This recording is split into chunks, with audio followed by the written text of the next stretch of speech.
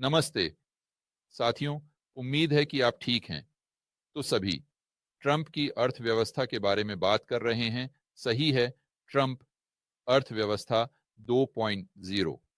तो उसकी नीतियों के केंद्र में निश्चित रूप से ये टैरिफ हैं। हम आयात पर 10 से 20% टैरिफ की बात कर रहे हैं और फिर चयनात्मक शायद चीन पर या कुछ वस्तुओं पर 100%। यह सब केंद्रीय योजना के बारे में है। मुझे यह बहुत विडंबनापूर्ण लगता है कि जो लोग स्वतंत्रता, आजादी, मुक्त बाजार पूंजीवाद में विश्वास करते हैं, वे ट्रंप के लिए वोट नहीं दे रहे हैं। मैं पूरी तरह से समझता हूं कि यह मुक्त भाषण के घटक के कारण है, जिसके बारे में हम दूसरे दिन बात कर रहे थे, और विश्व युद्ध थिराई में जाने की संभावना कम है। यह हमेशा अच्छा होता है। लेकिन जहां तक उसकी आर्थिक नीतियों का सवाल है, वे बात कर रहे हैं कि यह अर्थव्यवस्था के लिए एक बूम होगा। मेरा मतलब है, मुझे नहीं लगता कि लोगों ने इस पर बहुत विचार किया है। तो मैं टैरिफ के इतिहास पर चर्चा करना चाहता था, क्योंकि अधिकांश लोग इसे नहीं समझते, लेकिन वास्तव में हमारे पास टैरिफ थे और ट्रंप इसका संदर्भ हमेशा देते हैं कि हमारे पास ये टैरिफ 1880 के दशक के अंत और 1900 के दशक की शुरुआत में थे, और यह वास्तव में अद्भुत था। यह अविश्वसनीय था और यह इतना सही था। यह अमेरिकी अर्थव्यवस्था के लिए इतना बूम था कि हमें इस टैरिफ प्रणाली पर वापस जाना चाहिए। लेकिन जब आप वास्तव में विवरण पर ध्यान देते हैं, तो आप देखते हैं कि यह उतना शानदार नहीं था जितना ट्रंप आपको विश्वास दिलाना चाहते हैं। और फिर हम जो करने जा रहे हैं वह यह है कि हम यहाँ, जहां मैं हूं अभी, कोलंबिया में कुछ टैरिफ नीतियों पर नजर डालेंगे। क्योंकि अगर आप लोग अमेरिकी हैं, तो आपके पास उच्च टैरिफ के साथ ज्यादा अनुभव नहीं है, कम से कम। और इसलिए मुझे लगता है कि यह प्रो टैरिफ कथा में विश्वास करना आसान हो सकता है कि ओह, चीन इसके लिए भुगतान करेगा, या ओह, विदेशी कंपनियां, खैर वे इसके लिए भुगतान करेंगी। हम पिछले 20 वर्षों से उन्हें राहत दे रहे हैं, तो अब समय आ गया है कि हम उन्हें दी गई सारी राशि वापस लें। ठीक है, हम यहाँ बहुत सी चीजों का पता लगाने जा रहे हैं, लेकिन ये सब टैरिफ के बारे में है। तो सबसे पहले ओह, चलो देखते हैं। तो चलो वास्तविक जीवन में टैरिफ के बारे में चौंकाने वाली सच्चाई पर चर्चा करते हैं, न कि कागज पर, न ही सिद्धांत में, बल्कि व्यवहार में।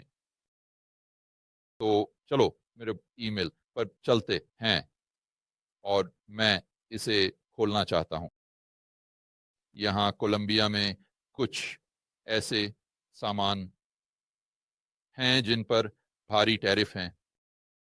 तो फिर हम इस नीति को व्यवहार में देख सकते हैं और यह निर्धारित कर सकते हैं कि वास्तव में टैरिफ कौन चुकाता है। क्या यह उपभोक्ता है या व्यवसाय? ये देखो, बस मेरे दिमाग में तुरंत जो दो सबसे बड़े चीजें आईं, वे इलेक्ट्रॉनिक्स और कारें थीं। लगभग हर कोई इनका उपयोग करता है। तो मैं अमेरिका में एप्पल की वेबसाइट पर गया, क्योंकि मैं जानना चाहता था कि नए आईफोन की कीमत क्या है। मुझे लगता है कि ये सही कर सकते हैं अगर मैं गलत हूं, लेकिन ये आईफोन 16 है। ये आईफोन 16 है। आप बता सकते हैं कि ये सबसे नया संस्करण है या नहीं? मैं बस कोलंबिया में यहाँ पर एक समान आईफोन की कीमत की तुलना करना चाहता था। तो अगर आप एप्पल पर 128 गिग आईफोन 16 को देखें, तो इसकी कीमत $799 है। हम इसे $800 कहेंगे, और 256 गिग की कीमत 809.99। 900। अच्छा, तो अब चलिए चलते हैं।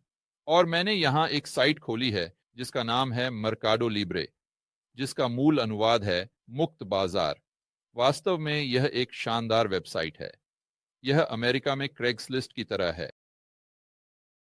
तो चलिए मर्काडो लिब्रे पर चलते हैं और देखते हैं कि यह समान आईफोन अभी कोलंबिया में कितने में बिक रहा है।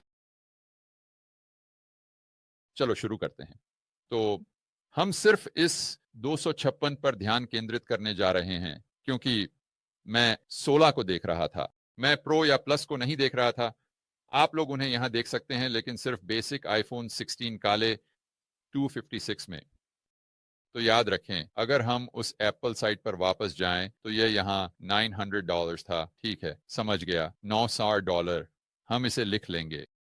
तो यहाँ कोलंबिया में अगर आप वही सेल फोन चाहते हैं तो इसे देखें, आपको 500,000 पेसो देने होंगे और यह यहाँ लगभग 4 है और यह शायद इस्तेमाल किया गया हो। अरे, हम बस मान लेते हैं कि यह नया है। 4.5 मिलियन पेसो, यह बहुत लगता है ना? लेकिन शुक्र है कि आपको विनिमय दर से विभाजित करना होगा। तो हम इसे आगे बढ़ाते हैं, हम 4,530,000 करेंगे। 3 ओ, ठीक है, यहां हम हैं। 4,530,000 को लगभग 4,200 की विनिमय दर से विभाजित करें तो यह 1078 होगा। 1078, फिर से 1078, 78, लगभग 1,100। और अमेरिका में एप्पल वेबसाइट पर आईफोन क्या था, वह $900 होगा। तो आपके पास लगभग $200 का अंतर है। तो आपको अतिरिक्त $200 का भुगतान करना होगा। और ईमानदारी से कहूं तो यह कम पक्ष पर है। अगर आप यहां के स्थानीय मॉल में जाते हैं तो आपको इस अंतर से कहीं अधिक भुगतान करना होगा। लेकिन अगर डोनाल्ड ट्रंप जो कहते हैं वह सच है कि विदेशी या आयातक इसके लिए भुगतान करेंगे, तो आप उम्मीद करेंगे कि आईफोन की कीमत यहां अमेरिका में जो है उसके समान होगी। लेकिन क्योंकि आपके पास आयातित इलेक्ट्रॉनिक्स पर यह बड़ा टैरिफ या कर है, तो एप्पल बस उस लागत को सहन कर लेगा।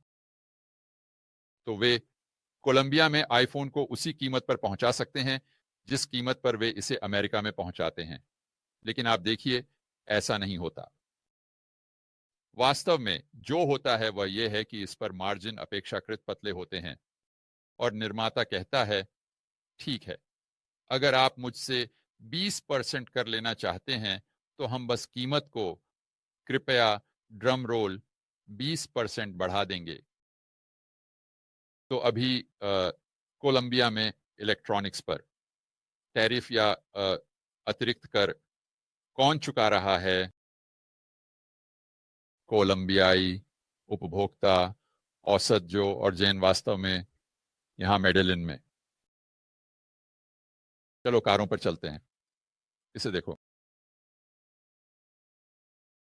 तो यहाँ एक है, मैंने इसे नीचे से काट दिया, लेकिन कोई बात नहीं, आप अभी भी कीमत देख सकते हैं। यहाँ मेडेलिन में बहुत सारे टोयोटा हैं, मैंने चैनल पर इसके बारे में कुछ बार बात की है। तो हम 2022 टोयोटा 4Runner देख रहे हैं और यह प्रीमियम मॉडल है। तो इसमें शायद थोड़ा कुछ और विशेषताएं हैं बनिस्बत उस मॉडल के जो हम यहाँ कोलंबिया में देखने जा रहे हैं, जो मुझे लगता है कि बस बेस मॉडल 4Runner है। लेकिन समान माइलेज, समान माइलेज, समान वर्ष। अमेरिका में हम $40,500 देख रहे हैं, $35,500।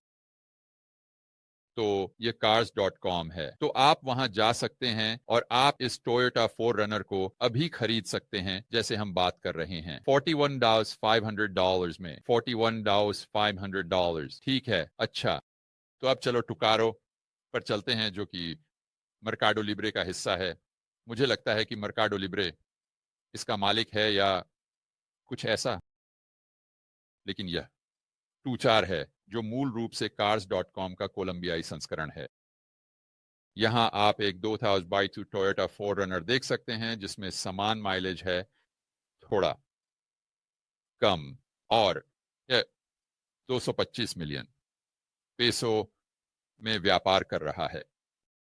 295 मिलियन डॉलर्स। और ध्यान रखें, मुझे लगता है कि जिस अमेरिकी संस्करण या अमेरिकी मॉडल पर हमने नजर डाली है उसमें कुछ और विशेषताएं हैं, लेकिन बस आपको एक सतर्कता देने के लिए। इस पर डेल्टा, चलिए 225 मिलियन पेसो लेते हैं और हम इसे 4200 से विभाजित करने जा रहे हैं। और वहां आप जाते हैं, को 530 डॉलर मिलते हैं, 500। तो चलिए इसे 500 कहते हैं बनाम खालिज 500 जो आप संयुक्त राज्य अमेरिका में देंगे। तो फिर अगर आप औसत जो और जेन यहाँ कोलंबिया में, क्या आप टैरिफ चुका रहे हैं या टोयोटा? खैर, एप्पल की तरह यह बिल्कुल वही है। उपभोक्ता अतिरिक्त कर का बोझ उठाता है। तो मुझे नहीं पता कि यह संयुक्त राज्य अमेरिका में किसी तरह से अलग क्यों होगा। अब आप कह सकते हैं, खैर जॉर्ज, आप इसकी तुलना नहीं कर सकते क्योंकि हमारे पास फोर्ड और शेवरले या जीएम या जो भी है, और इसलिए वे इन सभी कारों का उत्पादन करेंगे और हमारे पास एक समान कार बहुत कम कीमत पर होगी और यह बस बढ़त देगी। अमेरिकी उपभोक्ताओं या अमेरिकी उत्पादकों, माफ कीजिए। ठीक है, यह सच हो सकता है, लेकिन आपको याद रखना चाहिए कि आप जो अधिकांश चीजें खरीदते हैं वे संयुक्त राज्य अमेरिका में नहीं बनी हैं। मैं सिर्फ कारों को उदाहरण के रूप में ले रहा हूं, और ओह वैसे वे आईफोन संयुक्त राज्य अमेरिका में नहीं बने हैं। तो मैं जानना चाहता हूं कि यह टैरिफ के साथ कैसे काम करेगा, और मैं मानता हूं कि क्योंकि वे निर्मित हैं चीन, सबसे अधिक संभावना। जब इसे आयात किया जाता है, भले ही यह एक अमेरिकी कंपनी हो, ट्रंप उस पर कर लगाने वाले हैं क्योंकि प्रभावी रूप से वह सामान संयुक्त राज्य अमेरिका में आयात किया जा रहा है। तो मुझे नहीं पता कि यह कैसे काम करता है, मुझे इस पर मत पकड़ो, लेकिन मैं अनुमान लगाता हूं कि यह सभी आयातों के लिए होगा, चाहे आयात एक अमेरिकी कंपनी से हो या विदेशी कंपनी से। लेकिन यहां मुख्य बात यह है, इलेक्ट्रॉनिक्स या कारों के अलावा जो भी हो, अधिकांश सामान सेवाओं को छोड़कर जो चीजें अमेरिकियों द्वारा खरीदी जाती हैं, चाहे वह वॉलमार्ट, होम डिपो, टारगेट में हो, वह आयातित है।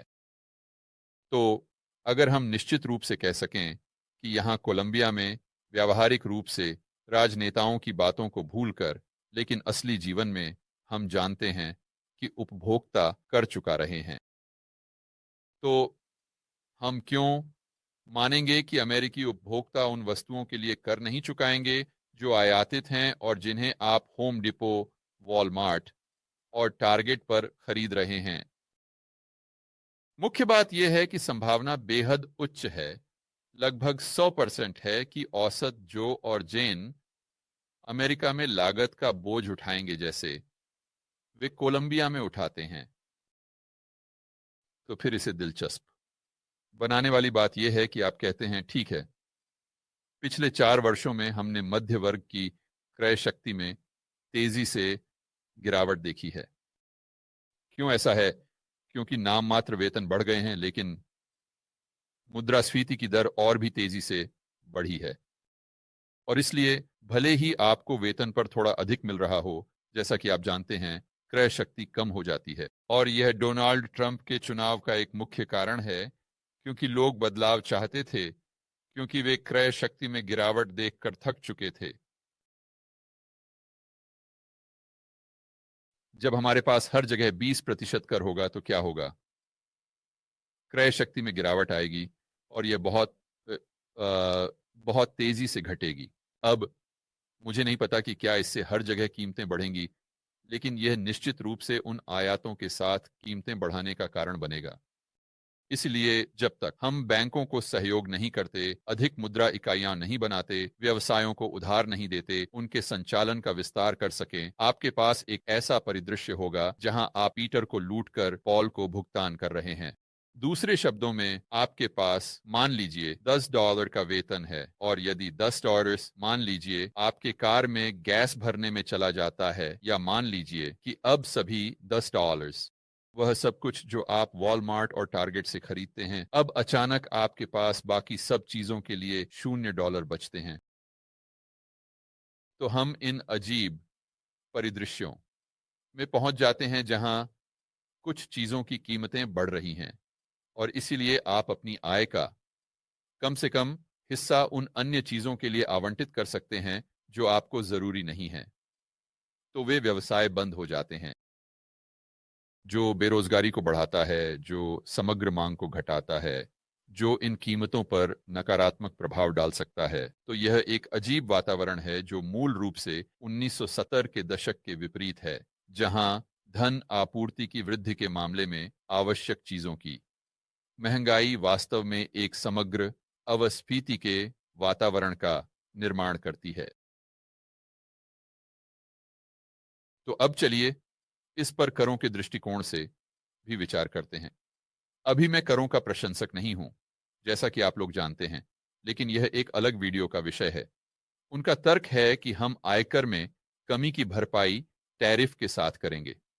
ठीक है, चलिए इसे इतिहास के दृष्टिकोण से देखते हैं, और इससे पहले कि हम इस पर विशेष रूप से पहुंचें, ये कैटो संस्थान से है।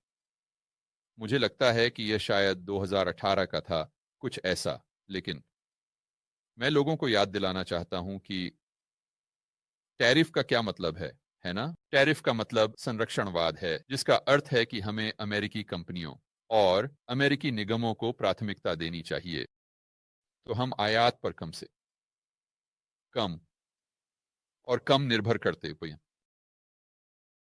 लेकिन एक मिनट रुकिए, अगर हम अपने सभी कर राजस्व को ले रहे हैं और यह टैरिफ के माध्यम से आयात से आ रहा है, लेकिन उद्देश्य आयात की मात्रा को कम करना है। मान लीजिए कि यह शून्य नौकरी पर चला जाता है, अच्छा किया। लेकिन अब आपको कितना कर राजस्व मिलता है? कुछ नहीं, धन्यवाद। तो मैं ये नहीं कह रहा कि यह एक बुरी बात है, फिर से हम इसे एक अलग वीडियो के लिए बचाएंगे। लेकिन मैं कह रहा हूं कि यह विचार अपने आप में विरोधाभासी है, या मैं यह विशेष रूप से कैसे कहूं, मुझे यकीन नहीं है। लेकिन अगर यह काम करता है तो विचार, या जितना बेहतर यह काम करता है, उतनी ही अधिक संभावना है कि यह सब बिखर जाएगा। इसे कहने का शायद यही सबसे अच्छा तरीका है ना? और तथ्य यह है कि हमारे पास सफल टैरिफ और कर रिटर्न होंगे। ये दो विचार हैं जो काम नहीं करते। आप एक या दूसरे को प्राप्त करते हैं। या तो टैरिफ काम करते हैं, या आप कर राजस्व उत्पन्न करते हैं। आप यहां दोनों नहीं कर सकते, है ना? तो खैर, चलिए इतिहास पर वापस चलते हैं। इन टैरिफ के बारे में जो लोग कहते हैं कि ये बस अद्भुत हैं, अब यह 1800 के दशक और प्रारंभिक 1900 के दशक में वापस जाता है। और यह कुछ ऐसा है जिसे मैंने शोध करने से पहले भी नहीं जाना था, और मैंने आज के व्हाइट बोर्ड पर इसके बारे में बात की, तो मुझे बस इसे यहां पढ़ने दें। साथ ही उच्च टैरिफ संरक्षणवाद ने किराया खोजी हित समूहों को आकर्षित करना जारी रखा। निर्धारित संशोधनों के चारों ओर सार्वजनिक भ्रष्टाचार की अत्यधिक विलासिता 19वीं सदी के अंत में चरम पर पहुंच गई। तो यहां जो हो रहा है वह यह है कि जब हमारे पास ये सभी थे, सभी कर राजस्व जो इन टैरिफ से उत्पन्न हुए, जो आप जानते हैं, टैरिफ के पक्षधर लोग तर्क कर रहे हैं कि यही सही तरीका है, जैसा कि आप कल्पना कर सकते हैं। हर बार जब एक नया टैरिफ प्रस्तावित किया गया, या हमने मौजूदा टैरिफ को नवीनीकरण किया, शायद वे यह साल में एक बार, साल में दो बार करते थे, तो आप देखेंगे कि सभी कंपनियां आकर अपने प्रतिस्पर्धियों पर टैरिफ लगाने के लिए लॉबी करती थीं, तो उन्हें लाभ मिलता। उन्हें विदेश में उन लोगों की तुलना में प्रतिस्पर्धात्मक लाभ मिलता। सही है। और इसलिए यह केवल एक विशाल भाई भतीजावाद का निर्माण करता है। विशाल, जहां राजनेताओं को कंपनियों द्वारा भुगतान किया जा रहा था, क्योंकि उन कंपनियों को पता था कि उस राजनेता का अगले साल के टैरिफ के नवीनीकरण में कुछ प्रभाव था। और आप कहते हैं, ओह ठीक है जॉर्ज, यह कितना बुरा हो सकता था।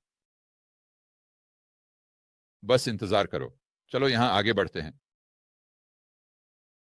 तो अंततः इससे सुधारकों ने पूरे टैरिफ प्रणाली को छोड़ने की मांग की। चूंकि टैरिफ संविधान राजस्व उपकरण थे, एक अलग संघीय कर प्रणाली को बदलने से उनकी निरंतरता की आवश्यकता समाप्त हो जाएगी और संरक्षणवादी हित समूह के गठबंधन को तोड़ देगी।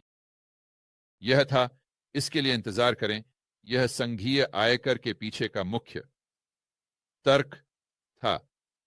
यह वह बिंदु है जिसे मैं नहीं जानता था। मुझे यह नहीं पता था कि राजनेताओं से प्राथमिक दबाव और जो तर्क वे दे रहे हैं, जिस तरह से वे इसे आम जनता को बेच रहे हैं, वह है, अरे चलो इस आयकर की ओर बढ़ते हैं, क्योंकि हमारे पास जो टैरिफ प्रणाली है वह बहुत खराब है और इसमें बहुत अधिक दुरुपयोग है। और जिस तरह से उन्होंने इसे प्रस्तुत किया, इन टैरिफ के चारों ओर सार्वजनिक सरकारी भ्रष्टाचार की अत्यधिक विलासिता, हमें इसे समाप्त करना होगा। हम अब इस क्रोनी पूंजीवाद को नहीं रख सकते। हमें एक अधिक मुक्त बाजार की ओर एक धक्का देना होगा। विडंबना यह है, और उनका समाधान टैरिफ को समाप्त करना था, जिसका अर्थ है कि उनका समाधान एक अधिक निष्पक्ष अर्थव्यवस्था बनाना था, और एक अर्थव्यवस्था जो मुक्त बाजार पूंजीवाद पर आधारित थी, न कि क्रोनी पूंजीवाद पर। और इस भ्रष्टाचार को समाप्त करने के लिए आयकर की ओर बढ़ना था। टैरिफ कितने खराब थे, यही इसका प्रमाण है। तो वहां बैठकर यह कहना कि ओ मेरे भगवान, देखो 1800 का दशक, हमारे पास औद्योगिक क्रांति थी और यह इसलिए था क्योंकि हमारे पास टैरिफ थे। नहीं, आप जो कर रहे हैं वह है, आप बस सहसंबंध और कारणता को भ्रमित कर रहे हैं। शायद एक सहसंबंध था, लेकिन वहां कोई कारणता नहीं थी, है ना? और एक और बात जिसे मैं बताना चाहता हूं, वह है अपने व्यक्तिगत अनुभव पर वापस आना, उन देशों में रहने का जिनमें उच्च टैरिफ हैं, जैसे कि इक्वाडोर और कोलंबिया। अधिकांश लोग नहीं समझते हैं वह यह है कि भले ही यह आपकी स्थानीय उद्योग की रक्षा करता है, लेकिन अंततः क्या होता है कि उनके पास उन वस्तुओं का एकाधिकार होता है जो उत्पादित की जा रही हैं, और उनके पास बहुत कम प्रतिस्पर्धा होती है। तो वे जो अंततः करते हैं वह है कीमतों को उस स्तर तक बढ़ाना जो इन चीनी आयातों की कीमतों के बहुत करीब होता है जब आप अतिरिक्त कर को शामिल करते हैं। तो चलो एक पल के लिए मान लेते हैं कि फोर्ड के पास एक निश्चित टोयोटा का समकक्ष मॉडल है, और टैरिफ के कारण लागत टोयोटा की कीमत $100,000 हो जाती है, लेकिन टैरिफ से पहले मान लीजिए कि यह 100% टैरिफ है, वह कार $50,000 की लागत में है। तो फोर्ड क्या करने जा रहा है? अगर उनकी प्रतिस्पर्धी कार $50,000 चार्ज कर रही है, तो वे बस कीमत को $25,000 तक बढ़ा देंगे। क्यों नहीं? आपके पास कोई और विकल्प नहीं है और वे अभी भी 5,000 सस्ते हैं। लेकिन यहां जो अधिकांश लोग नहीं समझते हैं वह यह है कि गुणवत्ता गिरावट आएगी।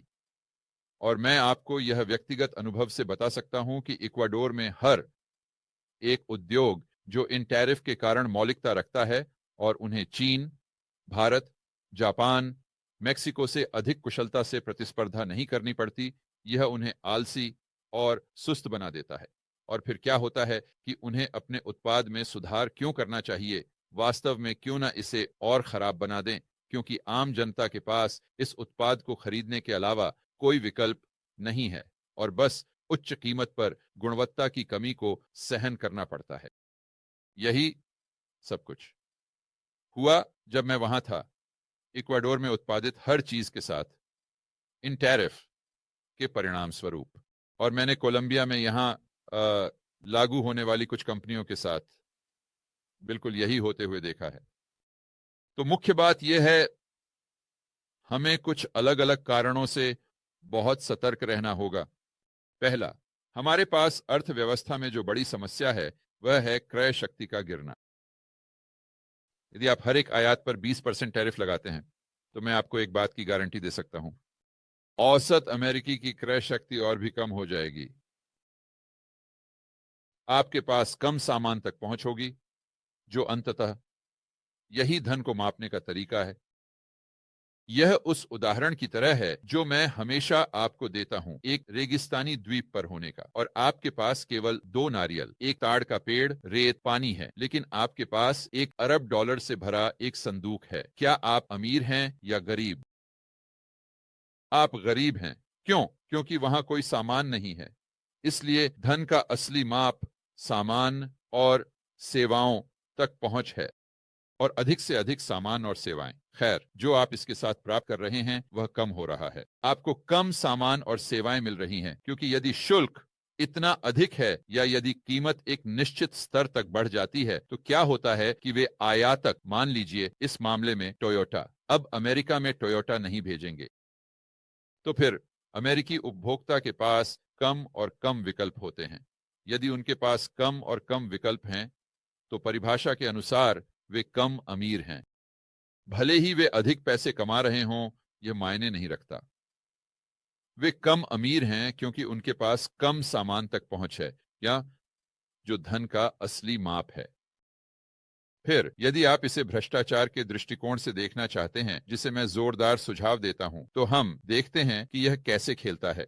और वैसे यह फिर से उनके शब्दों में सार्वजनिक भ्रष्टाचार की पूरी विलासिता थी। यह तब था जब संघीय सरकार अर्थव्यवस्था का 5% थी, जीडीपी का 5%, यदि कम नहीं। अब संघीय सरकार 50% है, नहीं संघीय, माफ कीजिए, कुल सरकार संघीय, स्थानीय और राज्य जीडीपी का 50%। तो अगर 1800 के अंत में भ्रष्टाचार बुरा था, तो आपको क्या लगता है कि अब यह कैसा होगा? हां, हां, हां, यह पागल होने वाला है। यह भ्रष्टाचार पागलपन होने वाला है। और आखिरी बार जब मैंने देखा, हमें अधिक सरकार के खिलाफ कम सरकार के पक्ष में होना चाहिए। और टैरिफ का मतलब ये अधिक सरकार है, इसका मतलब है अधिक केंद्रीय योजना, कम नहीं। तो मेरा इस वीडियो के साथ यह कहना है कि आपको इन टैरिफ और इस आर्थिक योजना की जांच करने के लिए प्रोत्साहित करना है। आइए इसे वस्तुनिष्ठ रूप से देखें। आइए इसे उन परिस्थितियों के तहत अमेरिका में अतीत में कैसे खेला गया है, इस दृष्टिकोण से देखें। यह उन लाभों को बेचने के लिए कहीं अधिक अनुकूल है। और फिर यह भी न भूलें कि टैरिफ कैसे काम करते हैं, यह कोई रहस्य नहीं है। बस अन्य देशों को देखें, यही आपको करना है। ऐसा नहीं है कि वहां कोई देश नहीं है जिनके पास टैरिफ है। मेरा मतलब है, जैसे मैंने कहा, कोलंबिया को देखें। बस एक समान तुलना करें और देखें कि कौन कीमत चुका रहा है। देखें कि कौन इस अतिरिक्त कर का बोझ उठा रहा है। और यह कोई रहस्य नहीं है, यह उपभोक्ता है। अंत में मैं सभी को यह सोचने के लिए प्रोत्साहित करना चाहूंगा कि इसे अमेरिका की समग्र माइक्रो अर्थव्यवस्था के दृष्टिकोण से देखें। और अगर आप ऐसे व्यक्ति हैं जो मानते हैं कि हमारी मंदी में जाने की उच्च संभावना है क्योंकि कुल मांग कम होने की संभावना है, क्योंकि क्रय शक्ति, तो फिर हमारी मंदी में जाने की संभावना क्या है? यदि सभी आयातों पर व्यापक 20% टैरिफ के कारण क्रय शक्ति और भी कम हो जाती है, क्योंकि मैं आपको आश्वस्त कर सकता हूं, यदि हमारे पास वह 20% है तो अमेरिका में आय 30% नहीं बढ़ने वाली है। मुझे नहीं पता कि क्या ट्रंप आपको इस पर बेच रहे हैं। मैं आपको आश्वस्त कर सकता हूं, यह एरिजोना में समुद्र के किनारे की संपत्ति है। यहां वहां कुछ स्थान हो सकते हैं जहां आय बढ़ेगी, लेकिन यह निश्चित रूप से अमेरिका के विशाल बहुमत के लिए नहीं होने वाला है। और यह सभी आयातों पर 20% टैरिफ के लिए मुआवजा देने के करीब भी नहीं है। और जब आप होम डिपो, वॉलमार्ट जा रहे होंगे तो आप इसका प्रभाव महसूस करेंगे। तो चलिए हम जितना संभव हो सके वस्तुनिष्ठ रहें।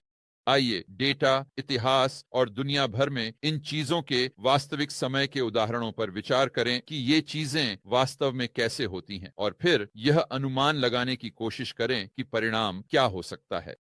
यहां संयुक्त राज्य अमेरिका में, ठीक है दोस्तों, अपने बाकी के दोपहर का आनंद लें। हमेशा की तरह सुनिश्चित करें कि आप स्वतंत्रता, मुक्त बाजार पूंजीवाद और मुक्त व्यापार के लिए खड़े हैं। हम अगले वीडियो में मिलेंगे।